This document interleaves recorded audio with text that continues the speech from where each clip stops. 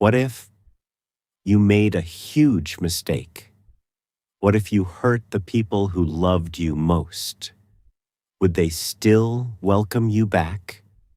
Long ago, Jesus Christ told a story to help us understand something very important: how much God loves us.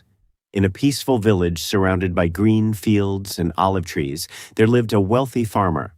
He had two sons. The older son was responsible and serious. He worked hard in the fields every day. The younger son was different. He was adventurous, restless, always dreaming of excitement beyond the hills. While his father and brother worked, he would stare down the dusty road leading out of town. He wanted more fun, more freedom, more life. One afternoon, the younger son walked up to his father. His voice was bold, but his heart was impatient. "Father, give me my share of the inheritance now." The air grew still. In those days, children only received inheritance after their father died. This request was painful. It was like saying, "I want your money, but I don't want you." The older brother froze in disbelief, but the father looked at his son, not with anger, but with sadness and love. After a few days, the father divided his property. He gave the younger son his share. No shouting, no arguing, just quiet heartbreak. The young man packed everything. Coins clinked in his bag, fine clothes folded neatly. Dreams filled his heart. He didn't look back as he walked down the road. At first, life felt amazing. Bright city lights, loud music, new friends laughing around him. He spent freely: food, parties, entertainment. Everyone loved him, or so he thought. Then one day, the money ran out. The friends disappeared. The city changed. A famine struck the land. Food became scarce. Jobs disappeared. The once proud young man found himself hungry, alone, desperate. He begged for work. Finally, someone sent him into the fields to feed pigs. For a Jewish boy, this was the lowest of the low: dirty, smelly, rejected. He was so hungry that he looked at the pigs' food and wished he could eat it. And in that muddy field, he broke. Tears filled his eyes. "What have I done?" He remembered home, warm bread, kind servants, his father's gentle voice. Even the servants in his father's house had plenty to eat. He whispered, "I will go back. I will say, 'Father, I have sinned against heaven and against you. I am not worthy to be your son.'" He didn't expect forgiveness. He just hoped for mercy. And so he began the long journey home.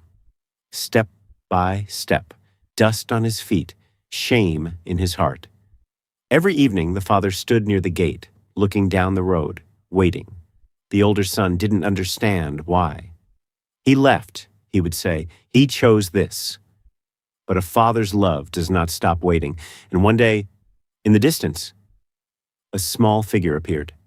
Thin, dirty, broken.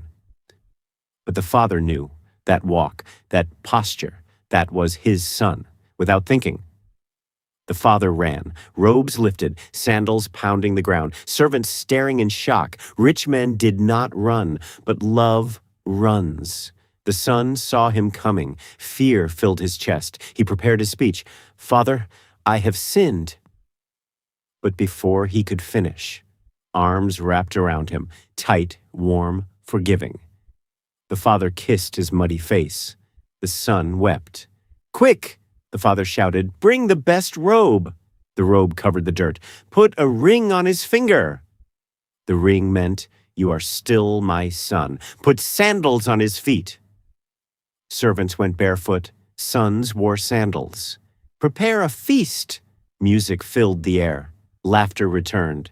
"For this son of mine was dead and is alive again. He was lost, and now he is found."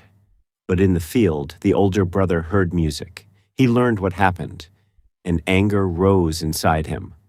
"All these years I worked hard. I never left, and you never celebrated me."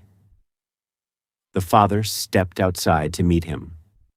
"My son," he said gently, "you are always with me. Everything I have is yours. But your brother was lost, and now he is found." Love does not compare. Love celebrates restoration. When Jesus Christ finished telling this story, everyone listening understood. The Father represents God. The younger son represents anyone who runs away from God. The older brother represents those who forget to celebrate grace. You can never run too far. You can never sin too much. You can never be too dirty. God is watching the road, waiting. And when you turn back, have you ever felt far from God? Remember, He is waiting for you.